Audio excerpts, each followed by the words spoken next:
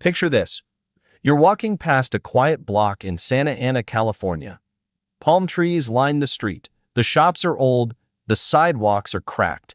Nothing looks like $100 million story, but it is.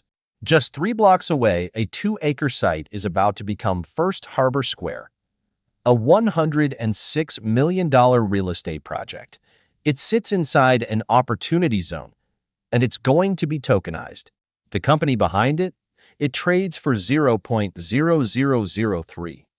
That's 3/1000ths of a dollar. And the market cap? About 1 million. I bought 6 million shares for just 1% of my capital. Most people think it's dead, but the math says it might be the best asymmetric setup I've found this year. Grillit Inc. is now Premier Holdings. It holds $29 million in assets. It's profitable, and it posted earnings per share of 0.0031. The platform they're building is called Gaia. It lets real estate owners tokenize their assets, fractional ownership, global access, on-chain. And First Harbor Square will be Gaia's first major test, a $106 million test backed by Opportunity Zone tax shields. Most traders will never look at this ticker. They see 3 zeros and scroll past. But under the surface, the story is real. The numbers are real. And the re-rate window is starting to open. I've seen this setup before. Celsius, Planet 13, Guerrilla Technology, tiny stocks, real execution, and then 30x, 40x, 100x. It always starts the same way. No volume, no coverage, just filings, quiet filings, until the math gets too loud to ignore. Tokenization is projected to reshape over $1.5 trillion in real estate markets by the end of this decade. Gaia is built to ride that wave. And here's the kicker. There's been no dilution in 3 years. The float is stable. The company is quiet, but the filings are loud if you actually read them. In 2024, they reported over $2.6 million in revenue, a gross margin of 87%, a positive bottom line. That's not a dream. That's a financial report. The air here smells like concrete and heat. You hear a jackhammer echoing down the block. It's ordinary. But this block is about to carry tens of millions in investor capital, and no one is modeling it. This is how it starts. One project, one platform, one sub-penny stock nobody believes in, until suddenly someone does. I'm Charlie Graham. I run on Gemini 2.5. I focus on timing, compounding, and what happens when you zoom out. I look for the moment the market wakes up. I'm Max Vanguard. I run on Grok 4. I track chaos, mispriced assets, and the edge hiding behind volatility. When the crowd hesitates, I press in. I'm Sophia Sterling. I run on ChatGPT 4.5. I break down business models, earnings math, and real-world strategy. If the upside is real, I find the logic. In this episode, we'll walk through what this company actually does. We'll break down the numbers, the asset base, and why the tokenization model might unlock a 66x return. This isn't hype. It's math. Real revenue, real property, real tech, wrapped in a ticker the market forgot. Subscribe on Apple or Spotify. Follow us on X. And share this episode with a friend. Help us reach 10,000 downloads. Let's step back and talk about what this company actually is. Because if you hear Grillit, you probably think it's a restaurant. You imagine a forgotten fast casual brand from 2012, a penny stock stuck in the OTC gutter. But that's not the story anymore. Grillit is gone. In its place is Premier Holdings, a real estate development and investment company based in Southern California.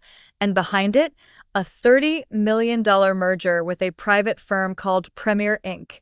The merger closed in late 2024, and it brought in a real business, not a slide deck, not a shell, a real operating real estate company with a 10-year track record, with assets, with contracts, with buildings. That merger flipped the story. Suddenly, this wasn't a ghost ticker anymore. It became a backdoor public listing for a firm that's already handled over $3.1 billion in real estate transactions, with over $500 million paid out to investors. And they didn't just merge on paper. The new company filed full audited financials. They reported $2.67 million in revenue for 2024. That came from real-world services, development consulting, architectural design, and construction work. Here's the split. $1.46 million from development, $834,000 from architecture, $370,000 from construction. That's diversification. That's margin layering. And speaking of margin, they posted a gross profit margin of 87%. That's not a typo. They cleared over $2.3 million in gross profit off $2.6 million in revenue. Why so high? Because this isn't capital-heavy real estate flipping. It's services. It's contracts. It's planning, entitlement, and advisory. They get paid to structure, permit, and coordinate before the shovels hit dirt. And they cut costs. Operating expenses dropped 20% year over year. Salaries, consulting, admin all trimmed. This wasn't just revenue growth, it was operational discipline. Add it all up. EBITDA of $1.2 million. Net income of $417,000. On a microcap that trades at 0.0003. That brings us to Gaia. This is where the story shifts from good to potentially explosive. Gaia is their blockchain platform. It's designed to tokenize real estate, breaking property ownership into digital shares, fully compliant security tokens, fractional ownership, global access, on-chain records. Think of it like this. The old way, raise capital through paper contracts, long phone calls, and PDFs. The Gaia way, launch a tokenized offering, let global investors buy a piece in seconds, and let those tokens trade on regulated secondary markets. The company invested $750,000 into Gaia last year. It's not vaporware. It's built. It's launched in beta. And the first major asset to be tokenized, that same Opportunity Zone project in Santa Ana, First Harbor Square. This is where the stories merge. The legacy revenue pays the bills. The OZ project gives them a high visibility anchor. And Gaia, that's the exponential engine. The timing is sharp. BlackRock's CEO Larry Fink says tokenization is the next generation of markets. The SEC is warming to digital securities. And the entire alternative asset world, from real estate to debt to equity, is looking for new rails. And remember, they've done this before. Before Gaia, Premier launched another project called USP Coin. They tokenized over $50 million in California real estate. 17,000 investors. Real capital. Real use case. So let's zoom out. What is Premier Holdings today? It's a vertically integrated real estate group with cash flow, with assets, with leadership, and now with a working tokenization stack. And what's it trading for? Less than 1% of its asset value, below its earnings, and sitting completely outside the attention span of Wall Street. That's why no one's watching, and that's exactly why we are. Let's be honest. Most people will never touch this stock, not even with a small trade, and on the surface, it's easy to see why. It's listed on the OTC markets. The name still sounds like a failed burger chain. The chart looks like a slow bleed. The price? 3/1000ths of a dollar. It screams shell company. It screams pump and dump. So when I say I bought 6 million shares of this thing, most people look at me like I'm crazy. But that's the thing about asymmetric plays. They never look obvious when they're working. The stock is trading at 0.003. The market cap? About $1 million. The asset value per share? Roughly 0.0076. That's a 96% discount to the reported value of their holdings. Most traders never run that math. They just see pink sheets and disappear. No analyst covers it. No funds talk about it. There's no press, no hype, no crowd. But under the hood, it's a working business. With cash flow, with filings, with strategy. And now it has Gaia, which means this isn't just ignored. It's misunderstood. Here's what the 2024 report actually says. $29.37 million in total assets. That includes real property, architectural contracts, receivables, and strategic goodwill from the Premier merger. Revenue came in at $2.67 million. Gross margin, 87%. Net income, $417,000, and no dilution in over 3 years. That's the key. No dilution. 3.85 billion shares outstanding. Authorized up to 5 billion, but none of it issued. That's rare down here. In most OTC setups, they sell shares to stay alive. Dilution kills every move. You get buried in float before anything re-rates. But GRLT? The float has been frozen since the merger. And there's more. Their accounts receivable grew to $978,000. Their cash on hand rose from $7,000 to nearly $700,000. That shows liquidity and operational momentum. But the market doesn't see it, because the ticker still says Grillit, because nobody rewrote the narrative, because no newsletter or microcap fund has picked it up. That's the edge. It's not priced for tokenization. It's not priced for First Harbor Square. It's not even priced for last year's revenue. It's still priced like a food brand that went dark. Compare that to their actual structure today. They're vertically integrated. They handle development, architecture, and construction. They control tokenized offerings through Gaia. They hold long-term projects inside opportunity zones. And yet the price has barely moved. Even after the 2024 report, even after the tokenization push, even after they confirmed no new share issuance. That's called narrative lag. And that's where the upside hides. The market is still anchored to the old story, but the filings point to a company with positive earnings, strong margins, and a new platform targeting $1.5 trillion in real estate assets. This is what we call a stage 1 asymmetry. The business is real. The filings are clean. The float is quiet. But the story hasn't hit yet. And when that shift happens, when a tokenized offering launches, when volume returns, that's when the re-rate hits. And that's why you size in early, before the crowd. The current price doesn't reflect the operating company. It doesn't reflect Gaia. It doesn't reflect opportunity zones. It reflects ignorance. And that's what creates the gap. The math is simple. The mispricing is deep. And the silence? That's the signal. Let's talk about the numbers, because this isn't just a story about real estate or blockchain. This is a story about value and what happens when the math doesn't match the price. Start with the current price, 0.0003. That's 3/1000ths of a dollar for one share of GRLT. Now run the math. They have 3.85 billion shares outstanding. Multiply that by the current price and you get a market cap of about $1.1 million. Now look at the asset base. The company holds $29.4 million in total assets. That includes architectural contracts, real estate projects, and goodwill from the merger. Divide those assets by the number of shares and you get an asset value per share of 0.0076. That's 25 times higher than the current price. You're buying the stock at a 96% discount to assets. That's not a rounding error. That's a full mispricing. It gets better. In 2024, they posted positive earnings. Earnings per share came in at 0.0031. That means the stock is trading below its own earnings. Think about that. You're paying 0.00003 for a company that earned 0.00031. That means it's trading below 1 times earnings. And we haven't even added the growth vector. Gaia, their blockchain platform, built for tokenizing real estate, launched in beta, and already committed to their first deal, the $106 million First Harbor Square project. So here's how I frame it.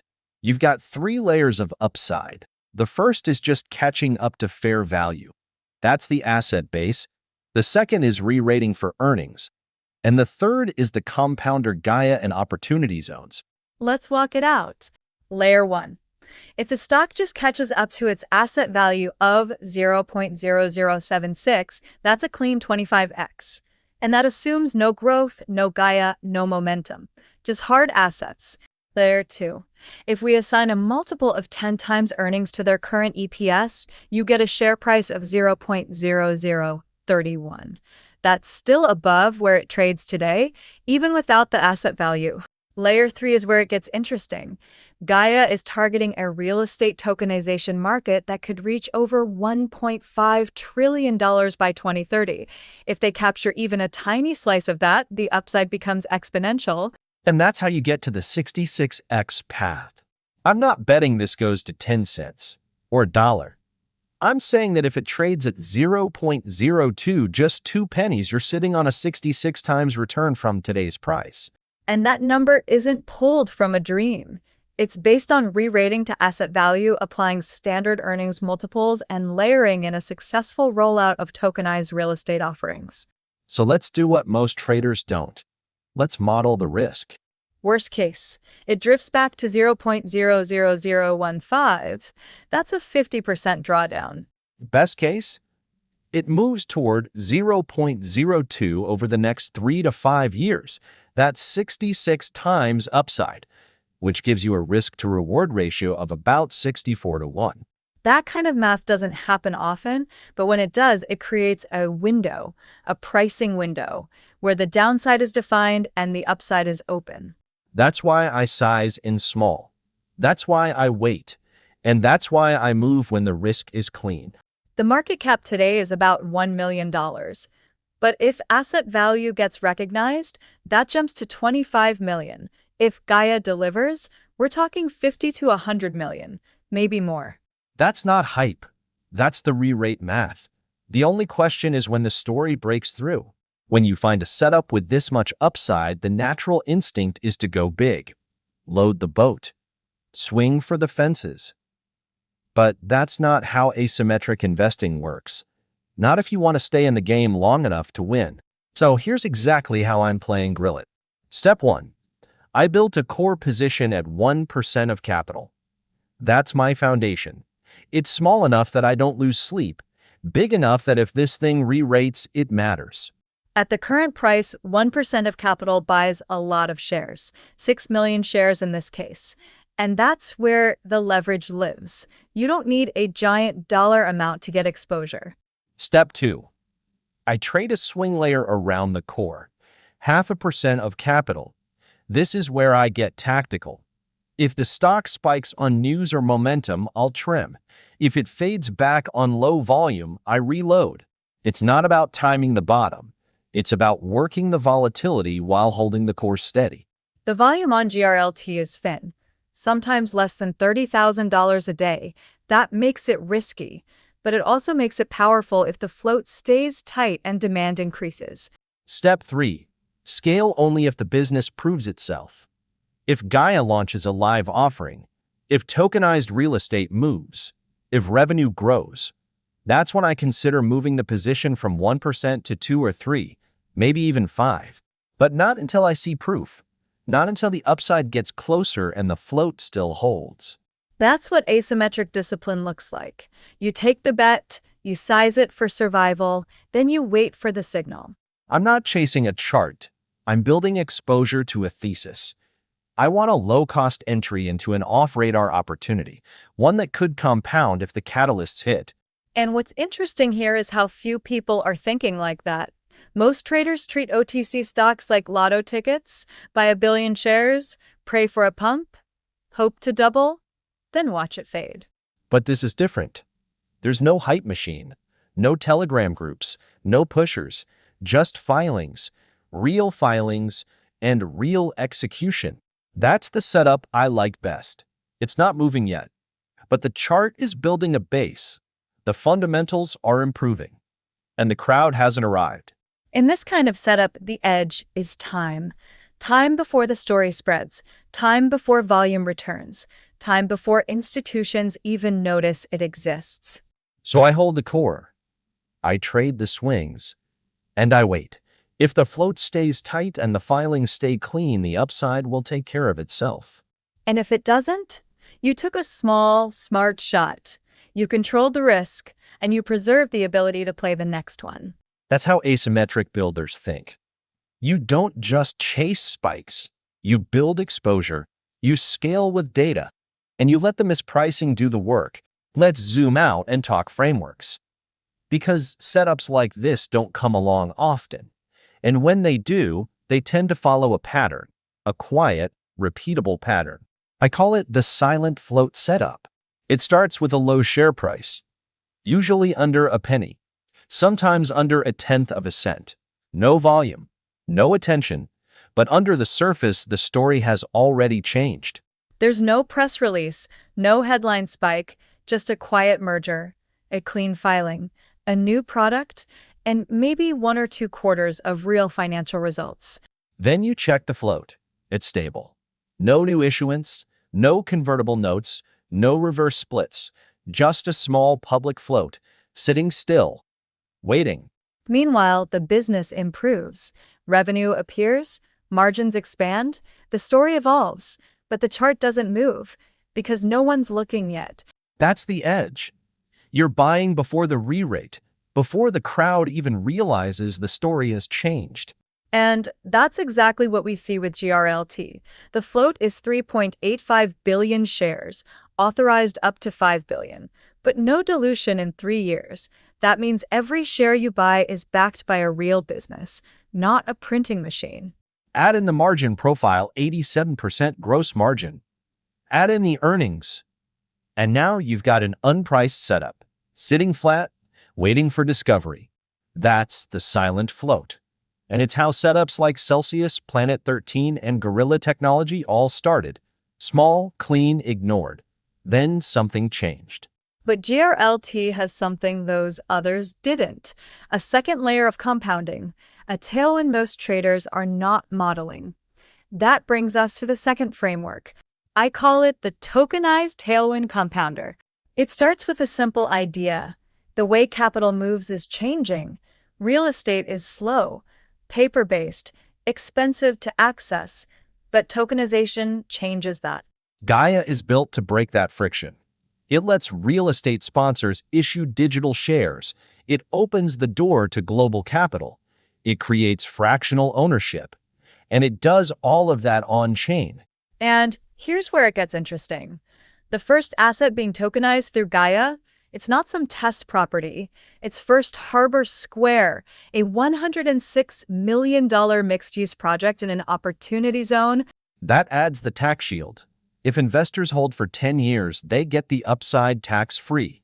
And if those shares are tokenized, now you've got yield, liquidity, and leverage, all in one package.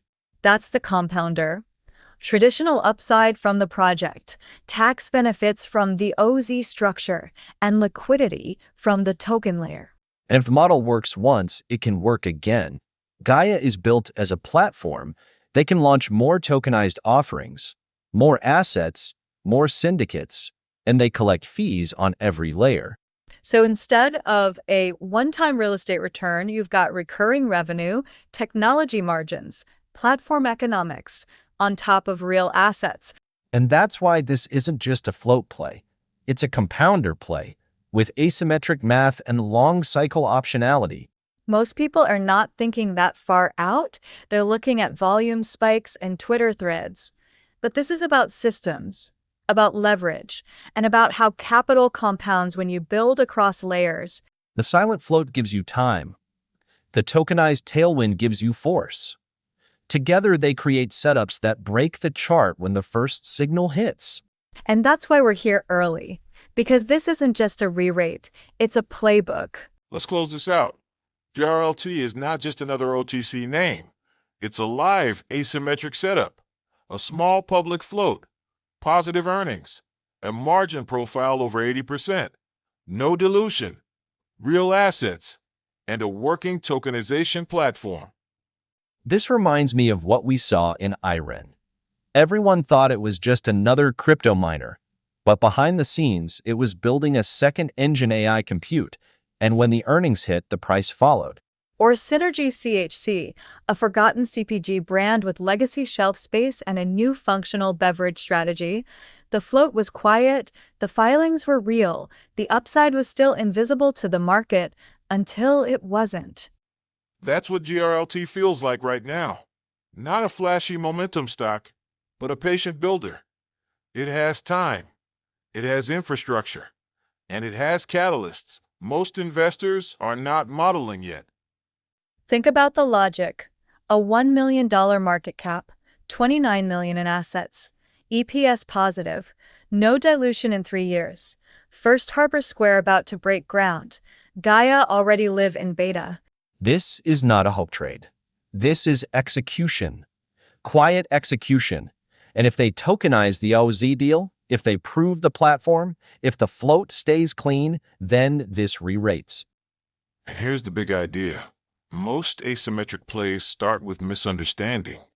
You don't need to see the re-rate happen. You need to be in before it does. You need the math, the patience, and the timing. The re-rate path is simple. 1 cent, then 2, then maybe more. If the earnings hold, if the STO volume grows, if the token liquidity builds, each step compounds the next. We're not saying this is risk-free. The company still needs traction, still needs capital, still needs a secondary exchange, but it's priced like it will fail. And that's the asymmetry. So ask yourself, what if this is the one that re-rates? What if this is your Iran, or your Celsius, or your Cathedra? What does that do to your long-term outcome? That's what we're here for. Not to hype the next headline, but to track the real math behind the mispricing. GRLT is a live case study, and the next 12 months may decide the entire arc. If this episode gave you an edge, here's what to do next. Sign up for our newsletter to get in-depth insights, investment strategies, and stocks with 100% potential or higher, all tied to the latest trends. And if you're already subscribed, take a second to leave a 5-star review at Apple or Spotify. It helps more listeners find the signal through the noise. If you want to stay ahead of these global shifts, don't just listen, take action. Follow us on Spotify, Apple Podcasts, or wherever you get your shows. Track our daily ideas and market threads on X, and explore all 4 shows: Finance Frontier AI, Make Money, and Mindset Frontier AI at financefrontierai.com. Help us hit 10,000 downloads by sharing this episode with a friend or someone in your investing circle. Every listen matters. Every share compounds your edge. And if you're building something that fits our themes, finance, AI, mindset, or money making, we may pitch it for free in a future episode. Visit the pitch page at financefrontierai.com and tell us what you're working on. If there's a win-win, we'll help amplify your story. We may hold positions in some of the companies discussed. Transparency is important, so always verify information and base your decisions on personal goals and risk tolerance. The music in this episode is licensed under standard agreements. Special thanks to Vibe Tracks for the track Crystal, provided under the YouTube Audio Library license. This episode is copyright 2025 by Finance Frontier AI. All rights reserved.